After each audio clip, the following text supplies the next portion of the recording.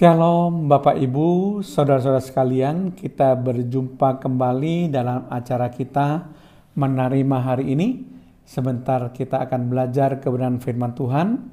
Saya harapkan kita tetap semangat untuk terus-menerus belajar firman Tuhan. Mari kita buka terlebih dahulu acara menerima hari ini dengan doa.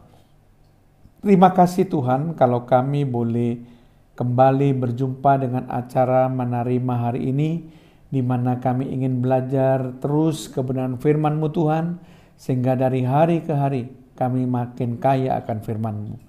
Pimpinlah kami ya Roh Kudus, supaya kami boleh mengerti setiap kebenaran firman Tuhan yang dibahas dalam acara ini. Dalam nama Tuhan Yesus Kristus, haleluya, amin. Shalom Bapak Ibu, Saudara-saudara sekalian, topik yang akan kita bahas dalam acara menerima hari ini adalah milikilah pengetahuan yang luas. Sekali lagi, topik yang akan kita bahas dalam acara menerima hari ini adalah milikilah pengetahuan yang luas. Nah, Bapak Ibu Saudara sekalian, pengetahuan itu memang diperlukan. Setiap orang itu harus belajar untuk menambah pengetahuan, sehingga wawasannya boleh bertambah dan boleh mengerti akan segala sesuatu sesuai dengan perkembangan zaman. Bapak Ibu saudara sekalian, ada suatu kisah di mana seorang turis dari Indonesia, dia sedang melancong ke negeri Saudi Arabia. Nah, ketika dia sampai di negeri Saudi Arabia, dia menikmati liburan di sana, dan dia ingin berjalan-jalan di pasar di negeri Saudi Arabia. Ketika dia berjalan-jalan di pasar dan melihat toko-toko yang berderet-deret, dia melihat satu pengumuman yang dituliskan di dalam suatu papan yang besar dengan tulisan yang besar.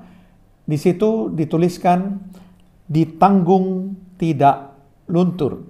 Kemudian di bawah tulisan itu ada harga kain itu yang begitu sangat murah. Karena harga kain yang begitu sangat murah, tertariklah si turis Indonesia ini. Kemudian dia masuk ke toko itu dan dia melihat kain-kain itu.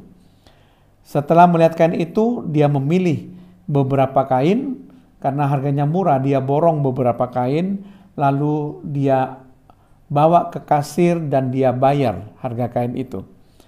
Lalu dia dengan sukacita membawa kain itu kembali ke hotelnya, dan dia ingin mencoba kualitas kain itu dengan cara dia merendam kain itu di air yang ada di kamar mandi hotel. Nah, ketika direndam ternyata kain itu luntur, sehingga dia merasa marah, dia merasa ditipu oleh pedagang kain dari Saudi Arabia tersebut. Maka dengan membawa kain yang luntur, yang masih basah, dia kembali lagi ke toko si pedagang kain. Lalu dia menyampaikan protesnya dengan marah-marah. Kamu penipu, kamu sudah menipu saya. Ternyata kain ini luntur. Kamu bilang ditanggung tidak luntur. Kemudian si pedagang Arab tersenyum dan dia berkata, kamu tahu kenapa aku menjual kain itu begitu murah? Karena memang kain ini adalah termasuk kain yang luntur. Ini adalah tulisan di dalam bahasa Arab. Dan kalau kamu tahu, tulisan dalam bahasa Arab itu dibaca dari kanan ke kiri. Bukan dari kiri ke kanan seperti bahasa-bahasa pada umumnya. Jadi tulisan ini sebetulnya berarti luntur tidak ditanggung. Makanya harga daripada kain itu amat sangat murah karena memang kain ini luntur. Si turis Indonesia ketika mendapat penjelasan, dia tidak dapat berkata-kata lagi karena memang dia kurang pengetahuan bahwa bahasa Arab seperti bahasa Ibrani itu dibaca dari kanan ke kiri, bukan dari kiri ke kanan. Sedangkan dia membacanya tadi dari kiri ke kanan. Jadi ini adalah kesalahannya, dan dia hanya bisa keluar dari toko itu dengan muka masam karena merasa kalau dirinya sudah mengeluarkan uang ya untuk barang-barang yang tidak begitu bermanfaat karena luntur. Bagaimana cara untuk memakai kain-kain tersebut meskipun dia beli dengan harga yang murah. Nah, Bapak Ibu saudara sekalian, pengetahuan itu penting. Kita harus berusaha menambah pengetahuan kita sehingga wawasan pengetahuan kita boleh bertambah luas. Jadi orang yang cerdik itu selalu bertindak dengan pengetahuan. Itu sebabnya kalau orang tidak cerdik, maka dia akan seperti orang bodoh karena tidak bertindak dengan pengetahuan. Kita harus menjadi orang yang berakal budi, yang terus-menerus itu mencari dan menambah pengetahuan. Jangan bersandar pada pengertian kita sendiri.